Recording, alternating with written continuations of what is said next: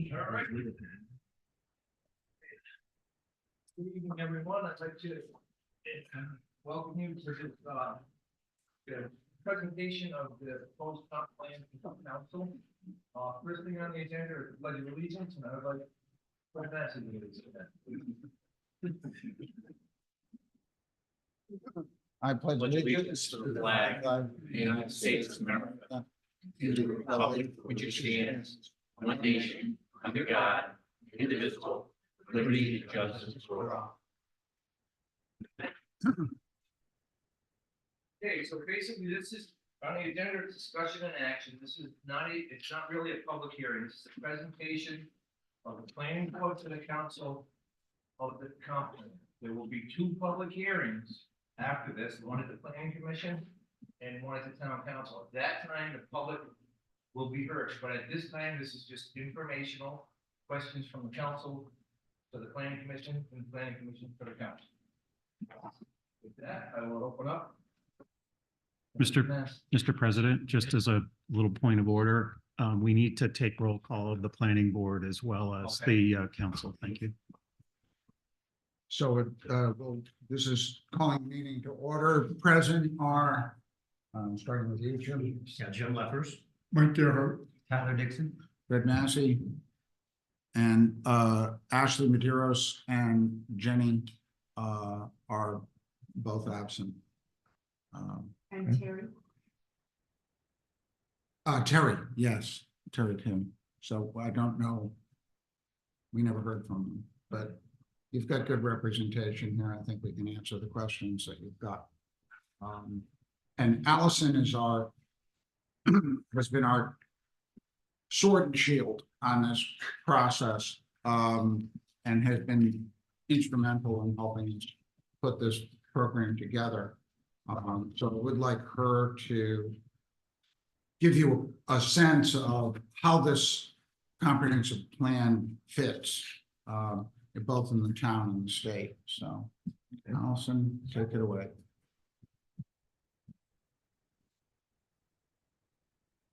You need this on, or it is on also? Okay.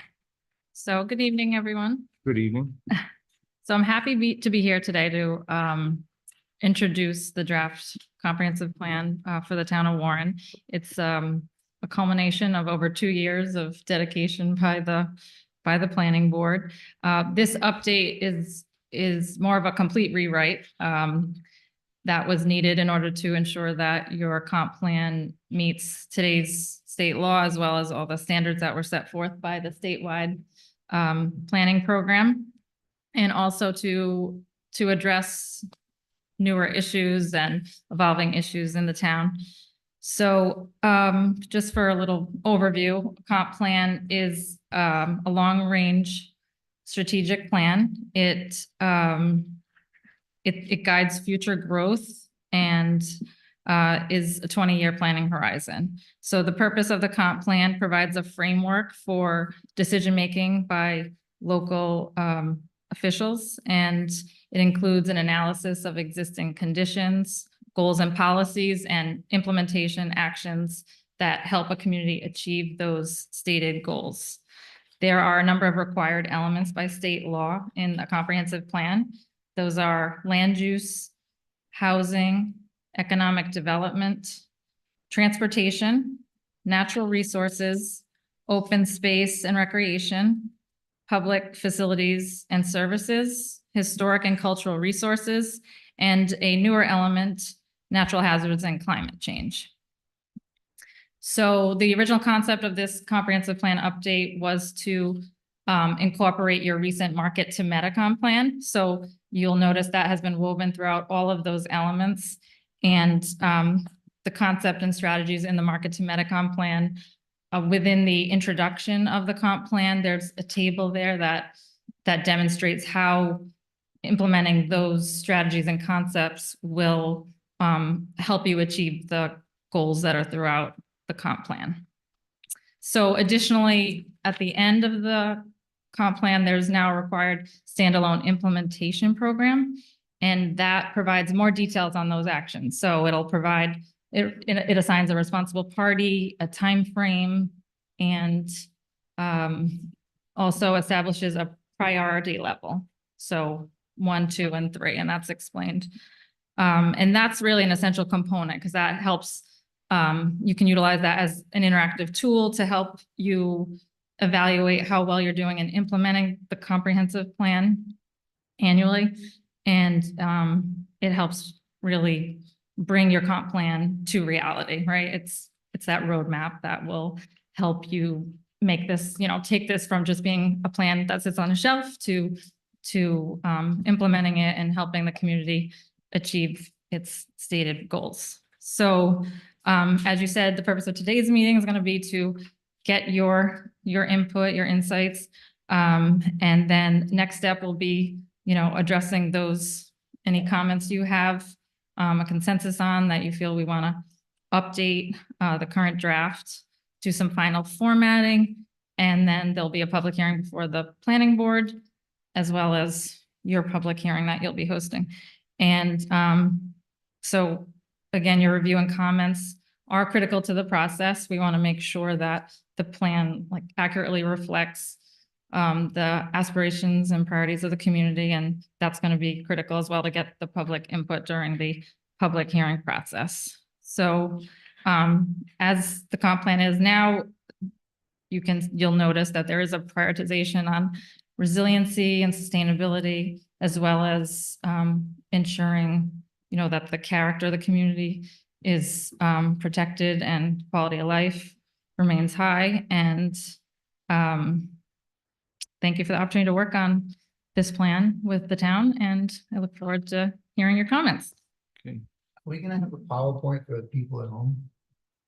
This is at the public hearing, there will be, Joe. This is, So I thought this was being live streamed. I believe the meeting's being live streamed. I can, for the public hearings, we can have PowerPoint with graphics.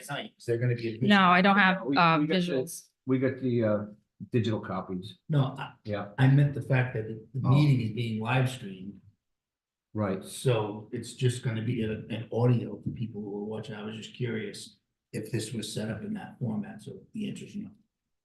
No, not, I believe the next two public hearings will be set up in that Okay, format, but not in this one yet. This is not part of the statutory process. Okay.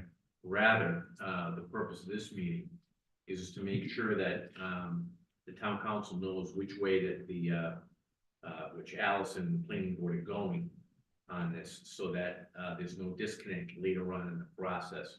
So I'm not so sure you want to see the particulars at this time. You want to go over the generalities, just to make sure they're on track. If they are on track, then at that process, when there's a public hearing, that's when you'll see the PowerPoints and things of that nature. Nice. Now, is this available? This is available on the town's website for the public to view? Yes, there's Okay. a dedicated page for it that you can click on it through a couple different areas. But if you just go off to the planning board's webpage, there's a hyperlink to the plan as a whole. Great. We'll update this as well. There were a couple of changes we've made to some maps in terms of protected land. There's some language in here that we want to massage a little bit, but nothing, major in terms of what's happening here. One thing that, this has been a long process of years, actually, over a number of planning directors, a number of town managers, a number of town councils even. A number of chairmen of the planning.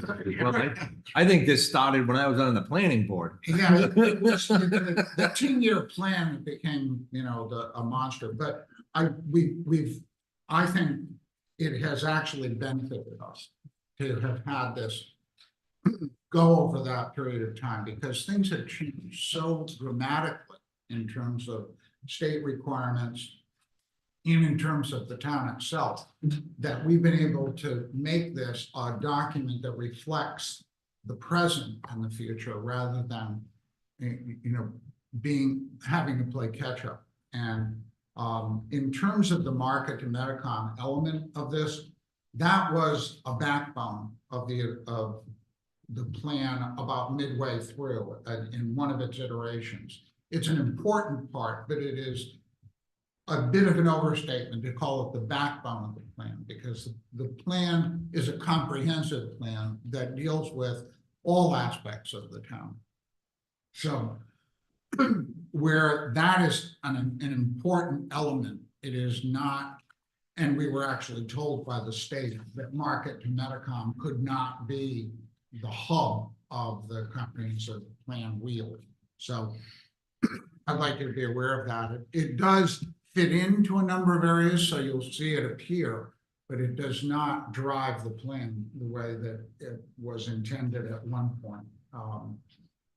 And beyond that, the implementations, the planning board is committing itself to looking at this plan as we move forward and doing at least an annual and perhaps a biannual check of the progress that we've made on these ideas. Because in the past, the plan was there, but no one was necessarily ever held accountable, or, you know, the questions weren't asked. And this is, to me, a very important part of the plan, that the planning board and the town council would take on the responsibility for ensuring that what we're anticipating to happen does happen within the bounds of reason. You know, I mean, we've got a lot of good ideas in here, but there's also, you know, severe budget restrictions that were not anticipated when this was being written, so.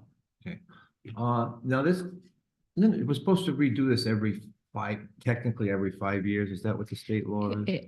Previously, it had been required 5-year updates. It's now 10 years. Okay. And the state, when they changed, when they did that major change to the law on comprehensive plans, they changed it to a 10-year timeframe, knowing how long, you know, it takes, communities to rewrite these plans. And then there's a 5-year implementation status report. So communities will provide that to statewide planning, you know, kind of a check-in 5 years and how are we doing in implementing it. But yeah, now 10-year requirement. I read through it.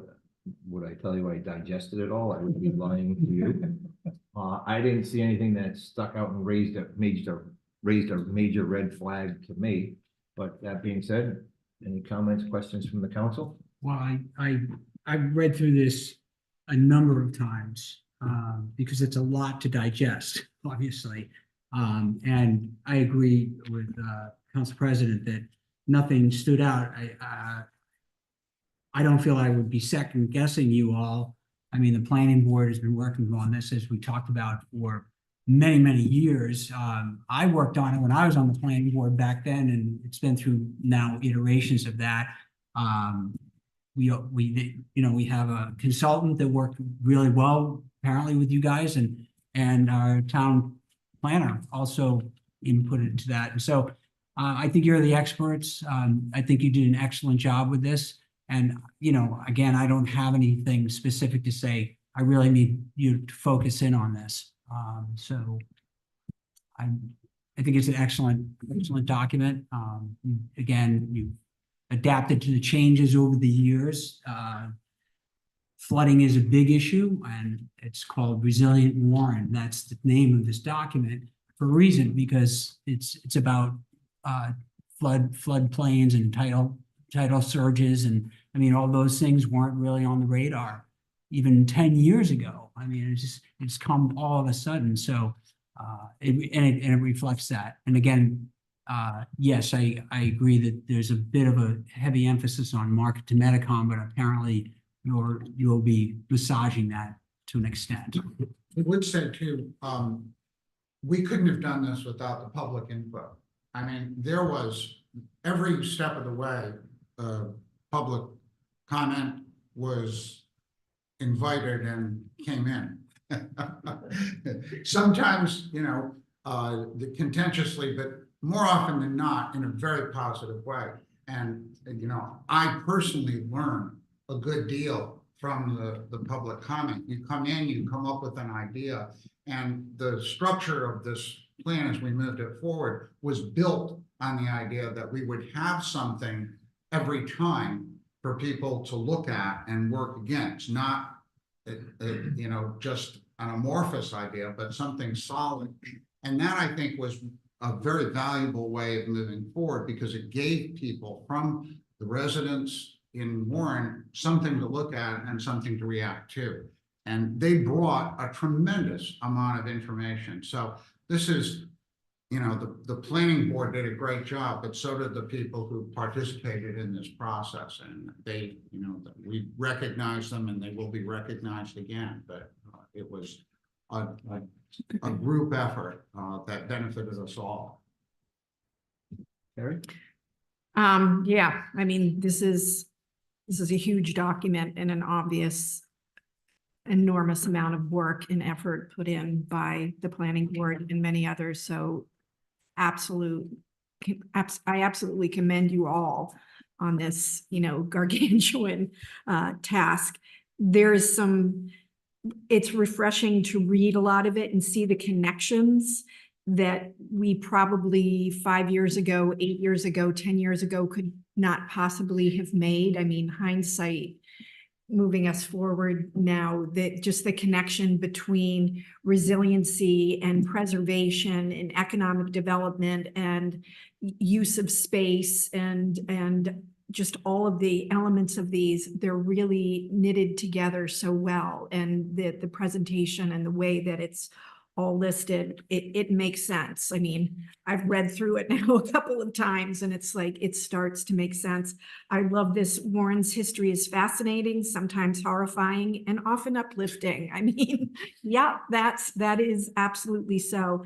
I do have notes on a number of pages just about some things that I think could be in fact tweaked and sort of made a little bit more accurate and reflective of what is going on right now, as opposed to sort of how we looked maybe a few years ago. And, you know, I can talk about that, or I can send in those notes.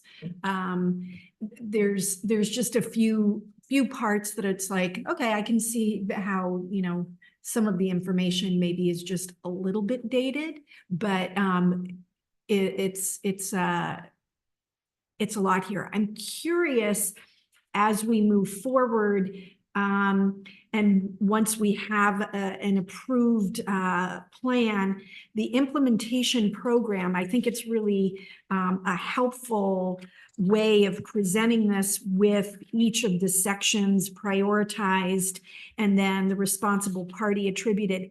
How flexible will that be ultimately once we do have an approved plan? Because I think there are certain areas that maybe it's hard to imagine how a certain board or commission might take on some of these responsibilities. It seems like a lot of just a lot of responsibility to give to certain boards and commissions exclusively or even in part. And because of the financial situation we're in as a town right now, and will likely be for a number of years, it's hard to imagine how the implementation is going to look. Like, I'm pleased to see the connection with moving forward with the historic district component, the access to all of the potential funding we will have through grants and through programming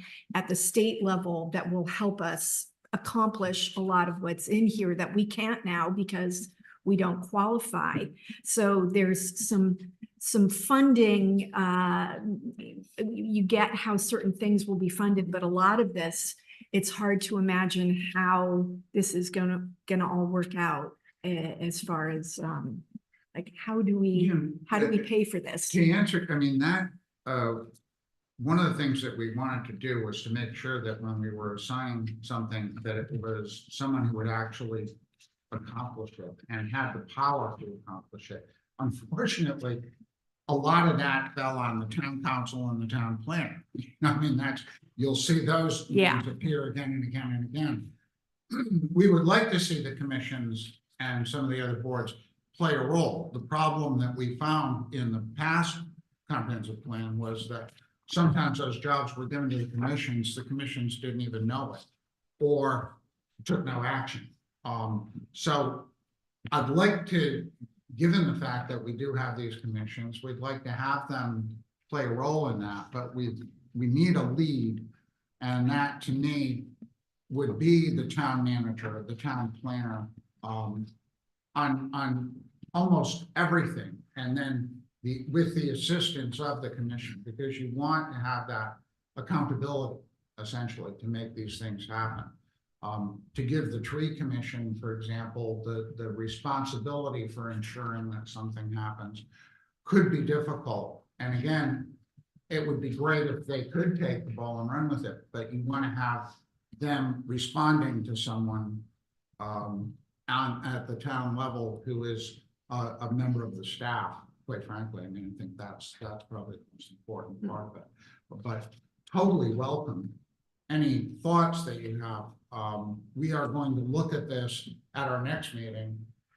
So if you give us your ideas, in terms of some of these things that you're referring to, that's why we are having this meeting. We want to make those changes. Yeah, and I think ultimately the organization of this, there's so many different ways to organize data and organize, tasks and lists, and having each board, commission, council, manager have their list of ones for each of the categories, and then lists of twos and lists of threes, and sort of track it. And maybe that can be implemented into, every month's, or monthly council meetings, or there can be updates given. I mean, to really keep us on track and keep us focused, I think is important. Yeah, I can say so that tool, it's really, an Excel spreadsheet, but you can sort it differently. Yeah. So I have done that in the past in other communities where you give the responsible party their list of actions. So obviously they're aware of it and working towards it, and then they can report to the planning board. The planning board can reach out and then ask them to provide a report as to the status of those implementation actions. But yeah, that's what I mean by it being like serving as an interactive tool where you can just prioritize, sort on priority level. So, okay, these are our number one priorities. Because obviously, small communities, resources are limited. So, it is going to be hard to achieve every single one of those actions, but things change over a 10-year period. So you might decide, what, actually, I don't think we're going to implement that, but this has risen in priority level. So there's flexibility there. The town manager can change responsible party. It's really a guide, it's just something to put something in paper as a roadmap, but it's not set in stone. So it's ultimately the council and your chief executive that are going to make those determinations in regard to tasking. Okay, I want to ask the solicitor a question. Tony, would it be appropriate, should we go through every one of Kerry's comments, or would it be appropriate for her to email them to the planning commission, because she said she had a few pages. Do we need should we go through every page, or could you forward them in the form of an email to the planning commission, to planning board, excuse me? I'd actually recommend that the meeting, Kerry, that you send it out by email. You can certainly talk about it here, but I do think it's probably a little bit easier for the board if they had your suggestions in writing. Yeah, I can do that. I mean, one of the things, and maybe there's more knowledge in the room about it, there was reference in the economic development section about the tax-free arts district as being only 9 communities. I know that Warren was one of the original 9 communities, but that's a statewide plan now. It's not so exclusive to just 9 communities. And so that is just that has changed over time, and it is now a statewide thing, and it's utilized everywhere. Yeah, so I mean, I think we would obviously be, amenable to correcting errors. Yeah, That would yeah. be, I think that some of the other thing about the ranking that is, when we were meeting, we were hoping to achieve is when there's no designation about a responsibility, then it all falls on you guys and all the blame with it when it doesn't get done. And even when other parties within the community, different boards and stuff like that want to take steps, they go, well, there's nothing really clearly permitting us to do so, so we can't. And so even if you would like that, but obviously as town council, you have the ability to rectify and correct and clarify anything that you want, with respect to the rules and things that we all operate. And obviously, it's good to do that when it's healthy and beneficial to do so. This was just, a first blush attempt to sort of clarify that it shouldn't all fall in this one party, and then everybody else sit back and wonder why things don't happen. Whatever, I might. Yeah, and I will mention one of the original drafts that we had submitted to statewide planning. We had originally tried to just within the narrative of the implementation program, say that it's, the town council and town manager that are responsible, and as they see fit, delegating those tasks without getting further into detail. And statewide planning said, no, they wanted more specific, more detailed level responsible party assigned for each action item. So, yeah, so we did have to come up with some of those boards and staff. We'll go to Joe for a minute. Yeah. Joe? This question, Anthony. I was hoping to see stronger language about housing, affordable housing in particular. I really don't see anything that was added in this that gives us any more teeth than resisting bad plans, bad in my opinion, but I think detrimental to our neighborhoods, because as I read it, it's supposed to not negatively impact. And a lot of the affordable housing that I see being passed, in my opinion, negatively impact the historic character of a neighborhood or the charm of the neighborhood. Is there stronger language that could be added that isn't? And are you aware of anything that we could do? And I guess the second part would be previously stated that not having a plan didn't negatively impact us. Is that necessarily true considering the two affordable housing plans that are in court? Want to have Allison address that first, because I think she can address from a planning standpoint. Please. And then I want to address it after that myself, from a legal standpoint. So yeah, I'd be happy to go through and kind of pull some language to help support, your policy concern to see if it's adequate enough. I would say that I would also look to other elements, not just, the historic and cultural resources element. I know there was language in there to kind of that speaks to wanting to protect the character of the neighborhood from development that's not consistent. So it might not necessarily just be in the housing element, and the housing element does have a lot of specific state requirements in regard to promoting affordable housing and reaching that 10% mandate of low and mod housing. So it may be kind of throughout, and you don't have to look just to housing, but that was certainly an objective of the board. So I want to look back through the plan and make sure that we're not missing that, or that make sure it is strong, because I know that was certainly a consideration and a factor when drafting this, was wanting to make sure that affordable housing development in town is, consistent with the character of the neighborhood in which it's being proposed. Yeah, for example, in historic and cultural resources policies and implementation policy PHC2 on page 23, promote visually compatible infill development and redevelopment that is consistent in scale with its surrounding historic context, was just one element within that. It had to fit into a variety of places, but again, it was size and scope that we were looking at as a means of fending that off. The difficulty is we've got these mandates coming down from the state that are falling directly on the planning board. And as you know, this has become an onerous task at best and horrific at worst. I'd ask that the town council also make a very strongly worded statement to the state about this 10% and the 75-25, because that's really what's hurting us here. We're never going to reach the 10%, and by giving 75-25 with a very high average median income, we're never going to reach that 10%. It's a wolf in sheep's clothing, is what the state has done to us. So we did try to build within this the maintenance of neighborhood character, which, all of us here believe in very strongly. How could Norwich Street pass that? I look State. at It was the this, state. That was, I believe that was appealed to the state and the state overruled the planning board.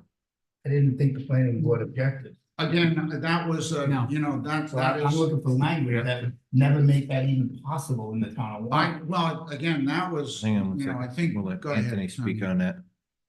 2 points. The first point is, I think in the context of this meeting, similar to what Kerry's gonna be doing, Joe, you should send out an email saying you'd like to see some strengthening on that issue if possible. That's the first part. The second part is, and I've had these discussions with Herb and Fred and others, you know, to me, one of the unresolved issues for all of these changes that the state has made recently is what is the interplay between historic preservation and the town's efforts to enhance its historic character against the need for affordable housing.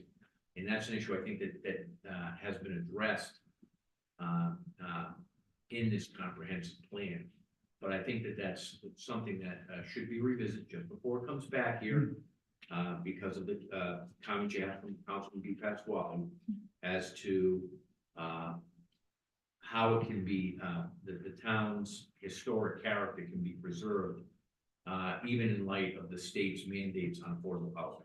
And it's not just the historic district either. Oh, it's I mean, everywhere. It's Yeah. everywhere. Understood. So that, you know, it's important, you know, a neighborhood that's impacted, the houses don't have to be, you know, qualify as historic districts. It's the quality of life. So it's a really good. That's what I'm speaking about specifically. I don't see any other houses in that neighborhood that come close to even resembling What scale? anything about that. Yeah, So I mean, I just, unfortunately, that occurred at a time when the board was not well educated on what we could and couldn't do. And in fact, we were misled, to put it clearly, by the information that we received, that we had very little that we could do to resist or to go against that. And immediately following that debacle, I had a conversation with the town solicitor, and since that time,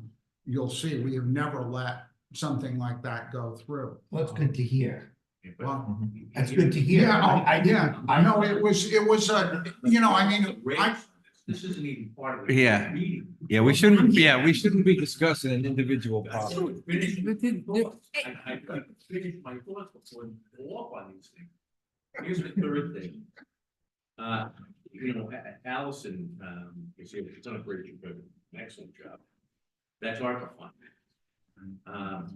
Herb has obtained another grant from Rhode Island Housing for Weston and Sampson to come in, particularly for housing production, which I think is going to directly address some of these issues. Isn't that right, Herb? Yes, and that's right now, the analysis, the existing conditions has been completed. They're in the middle of drafting the implementation part, which is that sort of the action steps. And then there'll be a public engagement process as part of that. Weston and Sampson is one of their subs that actually is another pre-qualified consultant with Rhode Island Housing, is the is it Housing Rhode Island out of Roger Williams? Is that what it's called? And they've got the data aspect of this particular thing. So the idea, and then that will come out, and I think that's the document that then will serve as the keystone to your housing element from that standpoint for the more specificity. And then we can work from there. And the value to that particular document, one, is to get a better grasp of your existing housing stock, and to, I think, use that as a tool for not only defending Warren and what it has or doesn't have, but also to use it as a proactive way to figure out what component parts of housing that we need, what is the gap, and it will help to close that gap ultimately, at least help us point us in the direction of how we should use that. The comprehensive plan, which is the subject of tonight's meeting, that's a blueprint. That's a snapshot of what you want your town to look like. What you're talking, Joe, specifically is the ordinances that will implement that blueprint. So to me, strengthens the comprehensive plan. But the real teeth are gonna be in the ordinances, and that's what's coming next. So was it I'll close with this last question, wasn't it the lack of having our renewed comp plan? Didn't that hurt us in like with Bettencourt Farm? I'd say yes, it hurt us, but it's not fatal, that's still in court. So. Well, hopefully we can, we're gonna move past those kind of problems is what when I looked at this and, Yeah. yeah. Well, the frustration was great. And Joe, I mean, we had a plan that was done that a previous planner tucked away, for lack of a better word, and was not found for over 2 years. We've been struggling with this. I'm not blaming you. No, I'm saying I shared the understand, but that's frustration. why it took so Because long. for 6 years, I asked a planner to stop talking about it and actually show it, and it never happened. Right, and again, I think, the difficulty there was the amount of time that was lost to us, and changes in leadership. I mean, that really hobbled the process. I'm totally with you though, on this, on the business of protecting our town from state mandates that are well-intentioned, but And they fit great in other places. not Not here. really. Well, But in some anyway. places they're So- working. Carrie? To sort of connect to what Anthony was saying, in the introduction to the housing component here, the second paragraph, I think, pretty clearly conveys the intention in that it says, if he's listening, because he's the one who's concerned about it, but he's not paying attention because he does this, he sometimes talks and doesn't pay attention. I'm saying, if you read while you're talking. Yeah. So this second paragraph here says, it is a priority, perhaps the word priority should be in boldface. It is a priority of the town to support residential development that increases the supply of affordable and attainable housing. Proposed development, however, must not diminish the unique character of Warren or negatively impact the community's natural, scenic, and historic resources. Residential development in the town should be planned and designed in a way that complements the town's unique character, protects the town's natural and scenic resources, and enhances the quality of the life of residents. So if we can use that as a guiding sort of statement to go into this housing part and back it up with really strong ordinances, I think we've got That's something exactly here. what I was talking about. I've pledged to support that paragraph that you read. But I'm looking for a way to make it not a narrative and to make it have legal teeth that we can actually hold someone accountable. And that was I heard your original statement as this statement not existing, or there not being language in the document that would express. Because there is language in the housing section, because the housing section, I asked Yeah. specifically goal about. number 5 is to ensure that all new residential development and redevelopment is designed to complement historic and scenic resources and does not result in negative impacts on natural resources and neighborhood character. So maybe that language isn't strong enough for But you. what I but said it's what Right, it's, since Hang on, hang on. I'm just pointing I'm out. feeling that I'm being micromanaged. That being said, my point was, how can we have those fancy words that you guys both have decided to read again, because evidently I couldn't read it, to then say, how does that language turn into Norbert Street? That It's a whole different- wasn't it's a whole there. different This ballgame. language Thank you, didn't that's an answer exist. to the It's a whole question. different Right. ballgame. Okay, I don't know why wasn't they here. both had to reread things, It's new language. This is what we're reviewing. and this is new, I mean, this isn't new. So hang on, so there is language in there, if you read it, if you see something you want stiffened up a little bit, put that in an email. I guess I'll They email consider- Grant and Carrie, so they can be what my hang on, questions are, hang on. or I publicly ask them. Hang on, just listen. Yeah, The purpose of this meeting. Send the email out, to the board, they'll take a look at it. I'm sure they're gonna build on the language that they have, they might not have to, but just bear in mind this, the real issue is gonna be the specifics. Those specifics won't be in the comprehensive plan, which is a general statement, correct? It's gonna be in the Policy document, ordinances, yeah. which will flow from that, and I think that really addresses the topic.